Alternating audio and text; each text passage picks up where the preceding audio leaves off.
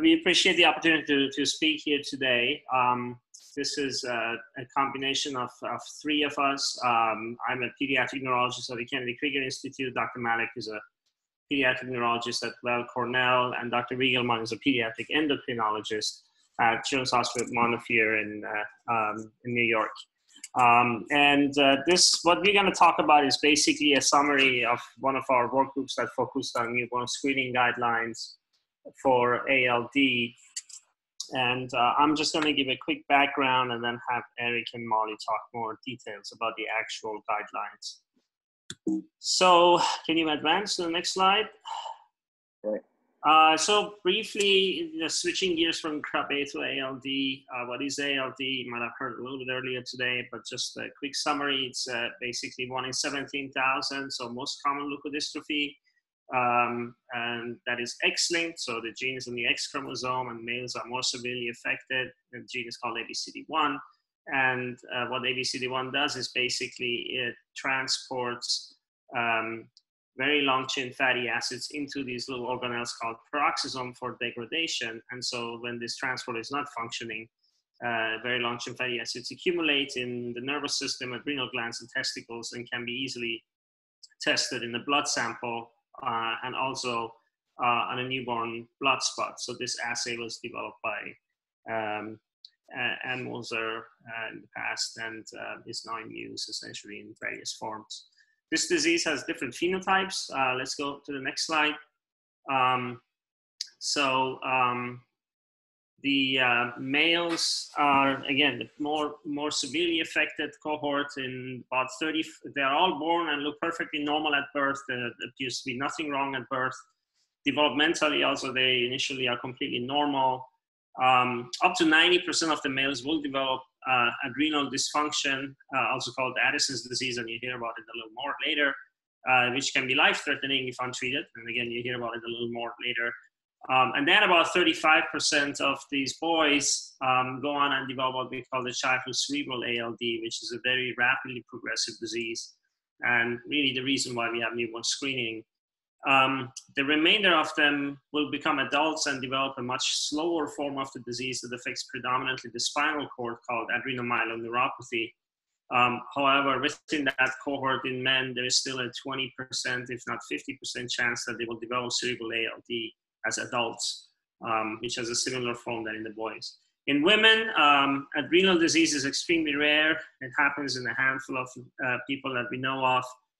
Cerebral disease is essentially non-existent unless that second X chromosome that women carry is inactivated. However, more than 50% or so will develop still the adult form of the disease called AMN. Next slide. So let's focus on the childhood cerebral ALD first, and that's what dictates basically newborn screening and what dictates the MRI and then standard of care guidelines. So these boys, again, developmentally are perfectly normal, and the initial symptoms of this disease are often extremely vague. So their school performance, they might misbehave a little bit, they may get misdiagnosed as ADHD, nothing that would be making you out of ordinary for a 6-7-year-old kid oftentimes. And then slowly they start developing things like vision impairment, often a very common initial presentation, seizures, and you will notice some clumsiness, hearing loss, but then rapidly progress to become severely disabled and essentially end up in a vegetative state or death if nothing is done. Most importantly, the MRI changes in this disease precede clinical findings. So it's almost always the rule that you will see first MRI changes sometimes far earlier before you see clinical changes. And I think Eric goes into that a little bit. Next slide. So there has been an MRI scoring methodology called the LES score that is quite famous now, developed by Dr. Daniel Les. It's written as LOES, but he says LES. It's a 34-point scale, and basically anything greater than 0 is abnormal. And so we use this scoring system to have some form of a rudimentary quantitative measure to determine and stratify patients for therapies. Next slide. The one biomarker that we have that is clearly predictive is called, and unfortunately this is a slide where there's a figure missing. The slides got mixed up, but the gadolinium contrast agent, which is an intravenous agent that is injected into the vein at the time of the MRI, is something that circulates in the blood and is secreted usually through the kidney. However, if you have a breakdown of the blood-brain barrier and the blood vessels, it will get into the brain, and so you will get something called gadolinium enhancement. So the image on the right side shows you the gadolinium enhancement. So what is missing here is that a plot that shows that if you do have gadolinium enhancement, you have a 90% chance the disease will progress. On the other end, if you don't have gadolinium enhancement, most likely the disease will not progress on imaging. So taking these two in conjunction, and go to the next slide, the reason we have newborn screening is that once you start having development, the neurological symptoms. So if you take these patients who have a less score, what we call greater than 10, and are gadolinium positive, and this is a series of kids that we have from the Institute, about 10 kids that had these criteria. And most of them, when you see at the beginning of the observation period, had a neurological function score of 0, which means a normal neurological exam. And then over just a period of a year, you see how rapidly they deteriorate. Each of these 1 points on the y-axis is called the major functional disability score. So blindness, deafness, wheelchair bound, G-tube. Each of these adds you 1 point. And so you can see how rapidly really this disease progresses. Within a year, they go from having nothing to being completely disabled. And so that really cries for an intervention early. And when you go to the next slide, go to the next, please. You will see that the current standard of care treatment for this disease is that when you take a patient who has no neurological deficits, so patients with a 0 or 1 neurological deficits, so ideally no neurological deficits, and an MRI score that is low, meaning less than 9. Ideally, we would like to go even much earlier, like a 2 or 3 or even less. And you transplant these boys with an allogeneic bone marrow transplant, similar like in Krabbe disease. You will see a very dramatic response. You basically stop the disease progression. You have a mortality rate of about 5% or maybe a little higher. And they do even better if it's a related sibling transplant. So when you do this early in these kids, you can stop disease progression. And that is the reason why we really need to identify these kids as early as possible. A, because they have adrenal disease, and B, because we have that.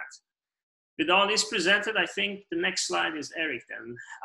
Just one last slide. So the newborn screening has been really pushed forward. This all started with Elisa Seeger's son, Aiden Jack Seeger, who was diagnosed too late with ALD, and interventions didn't help, and unfortunately passed away.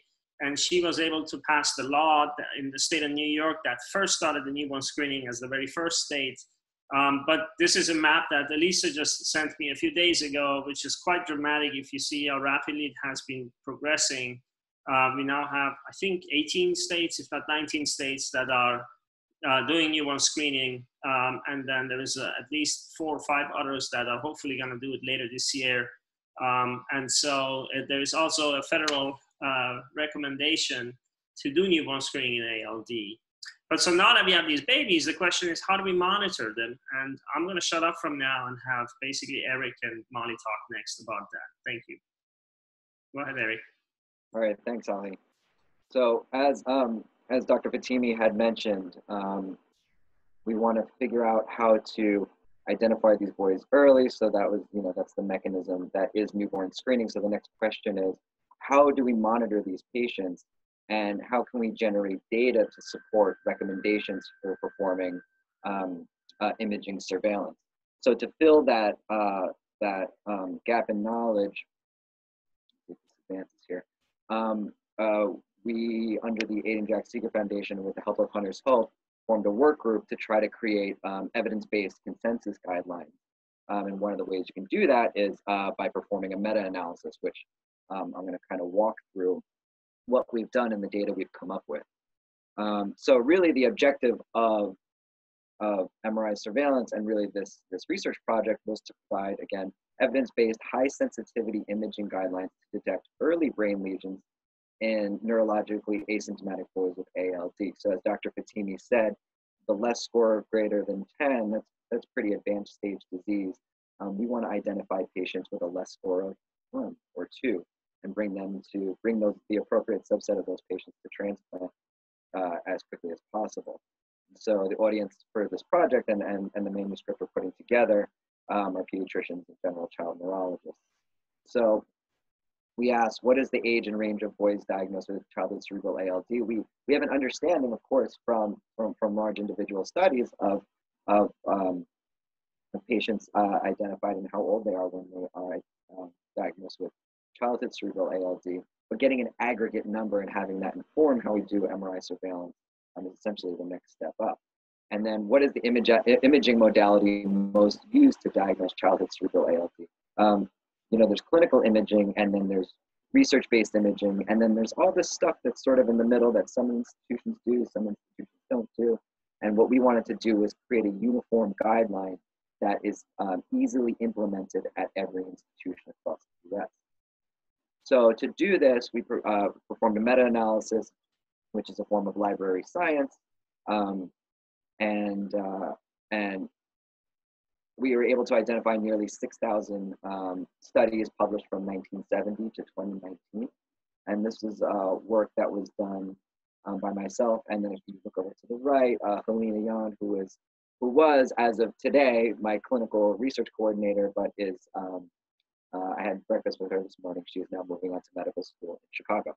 And then below that is Bella Turk, who is Dr. Fatemi's postdoc, who did a lot of work on this project as well. And so to answer question number 1, what's the age and range of diagnosis? We identified 123 studies. And then to identify the imaging question, we used 100 or 107 of those studies. So what we found is we were able to identify from the literature 1,200, almost 1,300 patients. We were able to pull individual data from 349 patients. So rather than aggregate data being a mean or a median, the studies listed each individual patient and their age of diagnosis. And so taking from aggregate data, the overall mean age of childhood cerebral ALD diagnosis is 7.9 years old. And that was generated from 1,100, almost 1,200 patients. If we look at the 349 patients, because the data is a little skewed, you'll see that the median age of childhood cerebral ALD diagnosis is 7 years old. The interquartile range is 6 to 9.5 years old, so that is the middle 50%. But if you were to surveil kids between the ages of 3 and 12, at least based on the literature, you will diagnose 90% of childhood cerebral ALD. So that is sort of how we came up with when to image and what populations to really focus on. So as Dr. Fatemi had mentioned, gadolinium enhancement is an important biomarker, but we don't want to give it all the time, so we want to focus our efforts. So if you look over on the left-sided column, we break the ages down into brackets: 1 to 1.5 years old, 2 to 2.5, 3 to 12, and then 12 up. Between a year and a half old, the recommendation is to get an MRI. Probably don't need to give contrasting a gadolinium agent or contrast.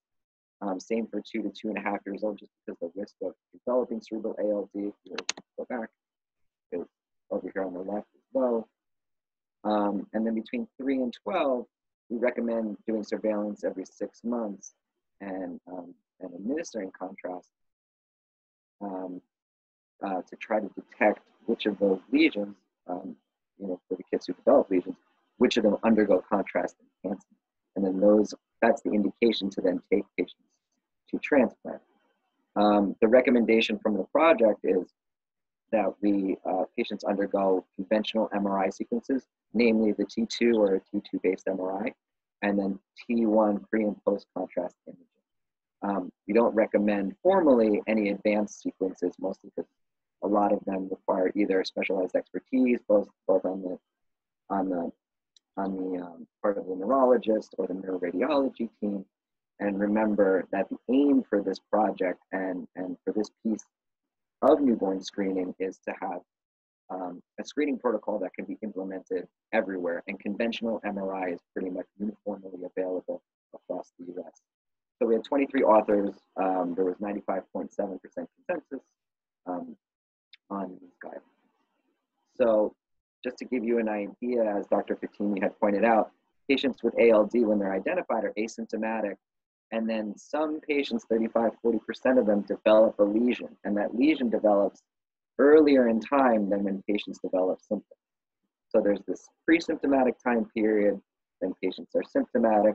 And just to go back to the natural history data that Dr. Fatemi had referenced, you'll notice that when patients undergo transplant with a neurologic function score, so no symptoms, survivorship is excellent. Whereas if you have greater than one symptom, at the time of transplant, survivorship falls off by about, at least based on this data, by about 40%.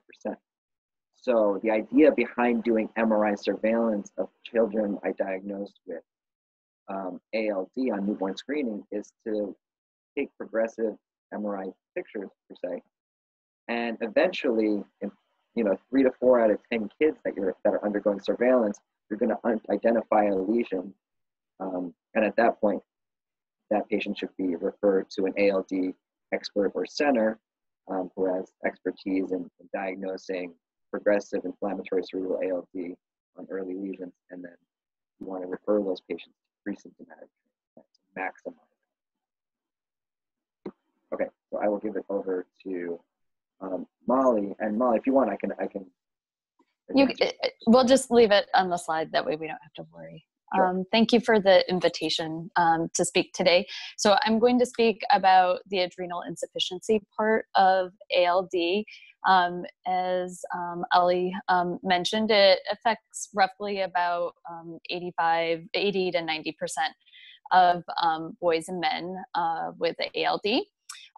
And this is a picture of the adrenal cortex for everyone, primarily, and Eric, you'll have to hit buttons because I have animation in here. So primarily the very long chain fatty acids will impact the zona fasciculata and the zona reticularis, and you'll just have to hit Eric a few buttons there, and wipe out cortisol and androgen production. And then there definitely are men and boys described with mineralocorticoid deficiency, and the very long chain fatty acids can impact the glomerulosa function, but not as commonly. And this is just a review of the pathophysiology of the very long chain fatty acids incorporate into the adrenal cortex, and various theories are out there, and it's probably a combination of all of these that contribute to the adrenal insufficiency. The lipids themselves cause oxidative stress that destroy or cause apoptosis of the adrenal cortical cells. They also incorporate into the fatty lipid layer and interrupt the ACTH receptor's ability to bind ACTH and lead to cortical atrophy. And there's also probably a relative shortage of the cholesterol precursor for steroidogenesis and the production of cortisol. Okay. So the concern with adrenal insufficiency, the primary concern with it is the acute life-threatening event. And the earliest description in the literature of acute adrenal insufficiency is causing a life-threatening event is 22 months old. But chronically, it also causes problems with poor weight gain, weight loss, abdominal pain. You can see it present with darkening of the skin, and occasionally, if there's mineralocorticoid deficiency, salt craving. The life-threatening crisis is the thing that you want to avoid. And this often presents with low blood sugars, seizures, hypotension, and often in the presence of another stressful event, such as an infection or anesthesia. And it's not unusual in taking family histories of newborn screening families to have unusual deaths or of common conditions like influenza, or during surgery, like an uncle during surgery who passed away during a routine knee surgery, for example.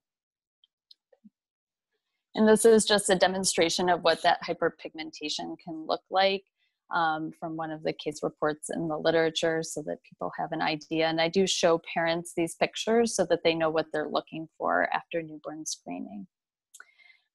So when newborn screening started for ALD, we did not have any specific guidelines for what to do with newborns. As I mentioned in the literature, the earliest report of an adrenal crisis was 22 months old, and the earliest report of a child with biochemical adrenal insufficiency in a family that was known to have ALD was a 5-month-old.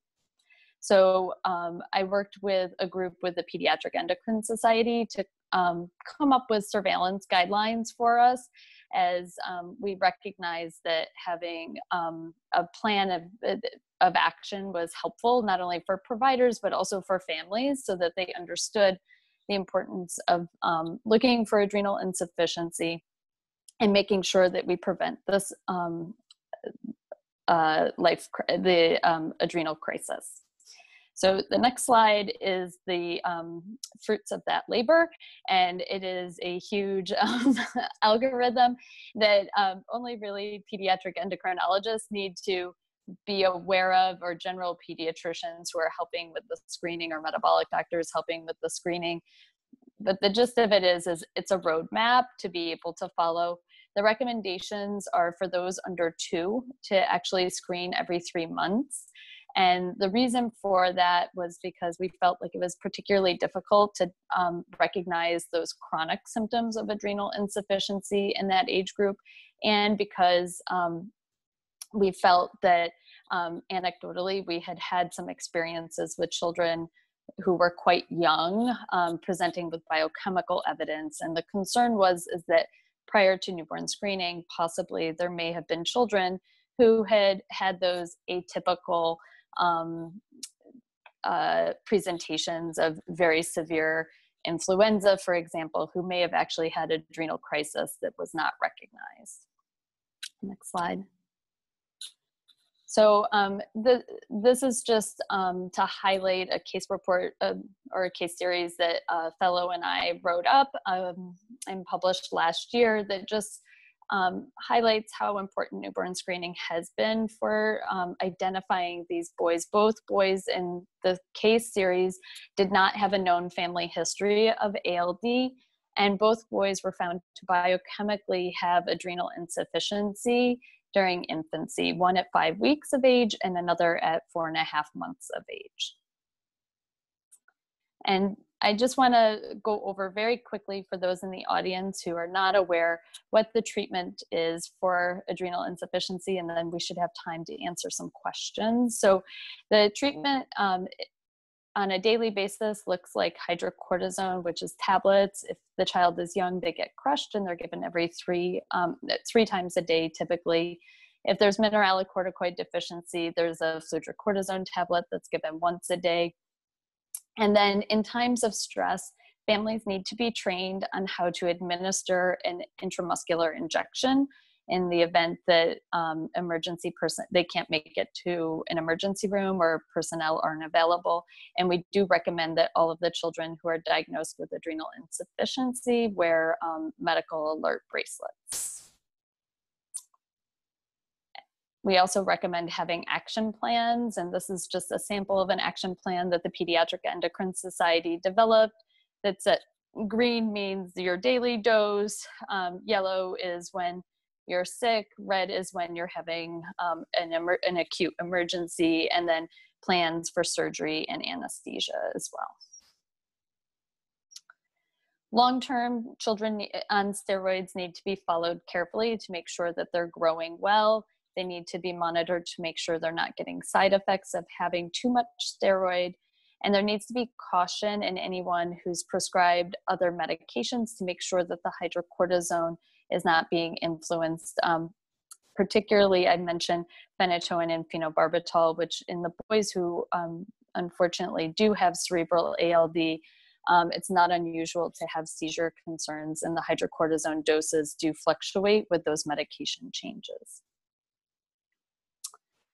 And I just want to wrap up by pointing out that the Minnesota group, their anesthesia group, published a case series of 38 males with ALD who underwent anesthesia, and the vast majority of them had adrenal insufficiency. They had a protocol in place, and they reported no significant events related to adrenal insufficiency by following that protocol. And so I think it just highlights how important it is to recognize the boys who do have adrenal insufficiency, make sure they're treated properly, and when they're treated properly, they can remain very healthy. I think that's it. So